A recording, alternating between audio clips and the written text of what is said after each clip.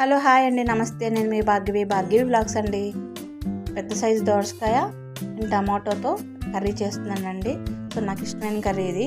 నేను నాటు టమాటాలు తీసుకున్నాను, సో పులుపులుగా ఉంటుందని. సో ఇవి కర్రీస్ నేను సింపుల్గా ఈజీగా ఇంట్లో ఏమీ లేనప్పుడు ఇలాగ నేను ఈజీగా చేసేసుకోవడమే నాకు చాలా ఇష్టము. సో రొటీన్ మసాలా కర్రీలు ఎవరు చేయవేంటి అని చెప్పి కొంతమంది నా ఫ్రెండ్స్ అడుగుతున్నారు వీడియోస్ చూసి. సో మసాలా కర్రీస్ ప్రజెంట్ టైంలో నేను తినడం లేదండి. సో నాకు కొంచెం స్పైసెస్ అన్నీ తినకుండా ఉండడానికి ట్రై చేస్తున్నాను. సో అందుకోసం ఎక్కువ స్పైసెస్ తింటే కూడా నాకు నచ్చట్లేదు. సో అందుకని నార్మల్ సింపుల్గా రెగ్యులర్గా ఈజీగా అందరికీ తక్కువ అంటే ఐటమ్స్తోనే చేసేసుకుని ఈజీగా అయిపోయేటట్టు కర్రీ సింపుల్గా చేస్తున్నానండి. కొంతమంది నా ఫ్రెండ్స్ అన్నారు కొంచెం వెరైటీస్ ఇంకా చాలా నీకు వచ్చినవన్నీ పెట్టు, మేము చూస్తాం కదా అని అంటున్నారు. సో తప్పకుండా అంటే నేను పెడతాను ముందు కొన్ని రోజుల తర్వాత కంపల్సరీ పెడతాను. ఇప్పుడైతే శ్రావణ మాసం నడుస్తుంది. నిన్ననే నాగుల పంచమి పూజ చేసుకుని వచ్చాను, ఇద్దరము, మా హస్బెండ్ నేను.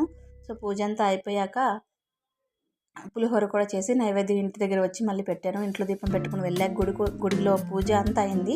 సో అలా చేసుకుని అయ్యాక మళ్ళీ ఇక్కడ వచ్చి నైవేద్యం చేసి పెట్టుకున్నాను. సో అది సాయంత్రం మళ్ళీ అదే పులిహోర ఎక్కువ చేశాను కాబట్టి అదే తిన్నాము యాక్చువల్గా. సో పులిహోర వీడియో కూడా నా స్టైల్ ఎలా ఉంటుందో కూడా అది పెడతాను నేను.